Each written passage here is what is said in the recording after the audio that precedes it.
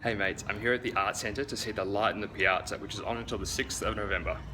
Hey mates, I'm here with the phenomenal Genevieve Kingsford, who's currently playing Clara in The Light in the Piazza, and I have a few questions for her. Now, first of all, this is a dream role for you, right? This is the dream role for me. So, what was the reaction process of getting the call? Well, it kind of all happened really quick for me. I went in for my first audition at 10 a.m, recall by 12:30, and then by 5 I got a call saying I'd got it. And I was home alone at the time, and I didn't know what to do with myself, so I called my mum, my sister, a couple of my best friends, and just kind of paced around the living room for about an hour and a half. Just being like, what is my life? Wait. Who am I? Am I awake? Am I awake? Where am I? What's happening? Minor existential crisis. Yeah, It's great. at least it wasn't a major one. Yeah. Yeah, I mean, if it was a major one, then you'd probably still be pacing. Yeah. And that's a lot of pacing to do. But it was great. Amazing. It was amazing. Hey mates, I'm here with the phenomenal Josh Piterman, who is currently playing Giuseppe in The Light in the Piazza. So I have a few quick questions for him. First of all, impeccable Italian, mate. Oh, thank you. How did you learn that? Oh, I've been doing so much Italian work for the last decade. Ladies and gentlemen of the Light in the Piazza Company, this is your 1 hour call, 1 hour. They're going to tell us that warm-up is on, to which I'm going to say, no, I'm going to do the interview instead. He's good like that. I'm good like that. Yes, I've been doing a lot of Italian for the last decade, really. 10's time. I've done so much stuff in Italian, and forever I just do Italian stuff. So I didn't have a huge issue with it, and I love doing Italian stuff. I love doing Spanish stuff as well. But Italian in this show. So, what's it like to be working with someone of the incredible, who's been in the industry for such an incredible amount of time, doing so many incredible roles like Chelsea? She is just the next level. I haven't worked with anyone like her. I didn't know what professionalism was before working with her. Comparatively, it's a whole new level up. The effort and the work she puts into her profession is it's so inspiring. Amazing. And it's given me a whole new standard of what I want to achieve. Well, there you go. As a professional. So something even better's come out of it. Yeah, it's crazy. Yeah, she is I'm in awe the whole time. I'm just like, you are phenomenal. Am I allowed to be taking notes? Like, I'm just gonna look at you and just keep doing what you're doing. Go. Yeah, great.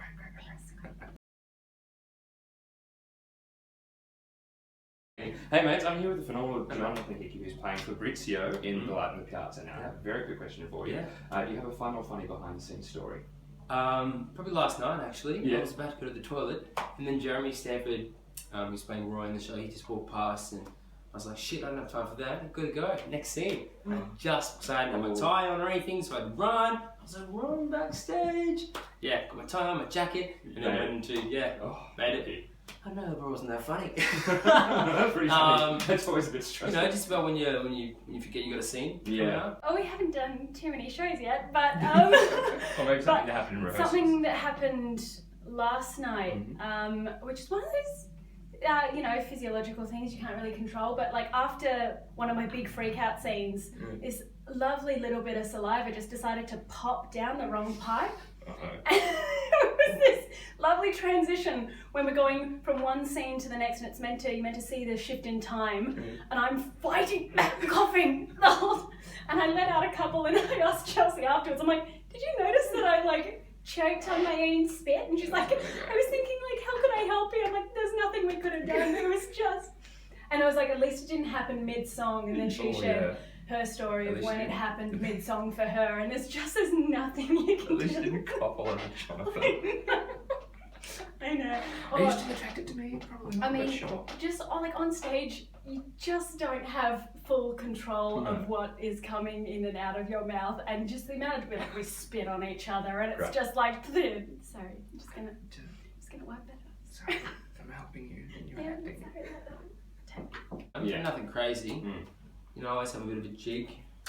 Take a bit of a dance before the show. Push-ups. Get that topless scene ready. Got the topless scene. Got the topless scene, so I got to get the bicycle on, get the chest.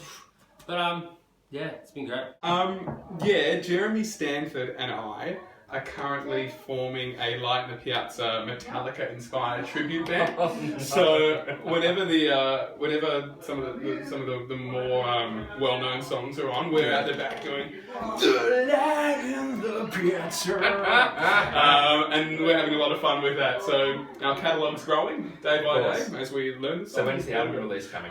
Immediately after the show, we'll come out. Right that way. Stuff. Keep it going. Yeah. Hey mates, I'm here with the outstandingly incredible, phenomenal Chelsea Plumley. And did I say your name right then? Where's she? Yes, Chelsea Yes. Plumley. Plumley, very nice. It's a very, very nice name. Thank you. So she's playing Margaret in The Light in the Piazza, which is Clara's mother. And she has got such an incredible through line through the story. How did you find that one personally? Well, I mean, it's a divine role and it's all in the writing. So what's extraordinary about this piece is that it's excellent on every level. It's based on an incredible novella, which I encourage everyone to read, called The Light in the Piazza by Elizabeth Spencer. The writing is so beautiful. I can see why Mary Rogers, Adam Gettel's mum, and the daughter of Richard Rogers, had suggested this piece. She said it's a wonderful book. I think it would make a great musical. Well, she was right about that. She was right about that. But of course, I mean, the musical genes that Adam Gettel has within him is just so extraordinary. So he's written beautiful music, beautiful lyrics. Craig Lucas has adapted the book in quite a remarkable way. For me, I used the book, the novella, as a basis for Margaret. In this particular case, I found it incredibly rich. There's a lot already in this musical book. However, there's a lot to be said for taking wonderful gems and offstage story, interesting kind of things that I've then put into my character. I've got a wonderful daughter in Genevieve Kingsford playing Clara, and she's a technician like I am, albeit I'm 20 years older than her, but she's, recently out of drama school and really still does the same things that I do. And so we have dialogue scenes that we create before we even walk into scenes. So it's been quite interesting. This particular show, I haven't been nervous at all, considering it's quite a vast role. It's because the focus is never on me. I have boxed in Margaret in such a way that I know what she's thinking before she walks into a scene, and I know how she feels and thinks as she walks off from a scene. I do a costume change, then I'm straight back into thinking, where am I about to go? What am I about to think? Tess, the director, Teresa Borg, has been extraordinary in creating a world for us. What was happening in 1953, both in America, specifically in North Carolina. Cultural context.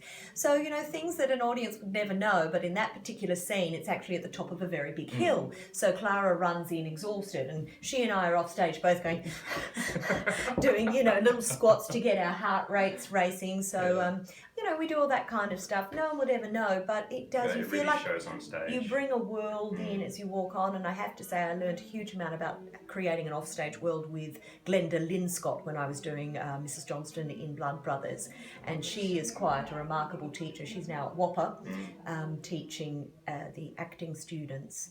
And I'm someone who really loves to learn and expand my skill set ongoingly. You never stop learning.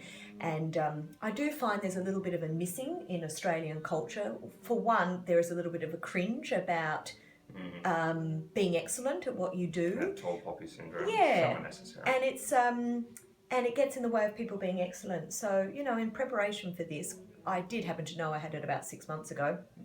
So, straight away, I started my accent coaching with one of the best accent coaches in the world. And I'm going to make sure he watches this.